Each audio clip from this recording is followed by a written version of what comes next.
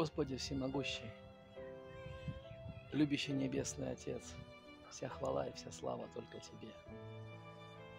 Господи, благослови того человека, который сейчас смотрит это видео. Благослови его крепким здоровьем. Пусть в его мыслях будет Твой порядок, а в чувствах будет Твой мир и покой. Благослови, Господи, чтобы в его сердце была вера, живая, горячая. Благослови, Господь, его дом, его семью, чтобы там был порядок во всех сферах и был избыток во всем.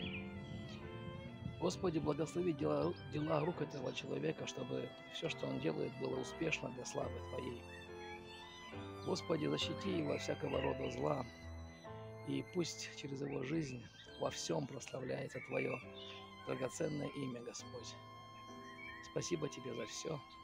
С благодарным сердцем я молюсь во имя Иисуса Христа. Аминь.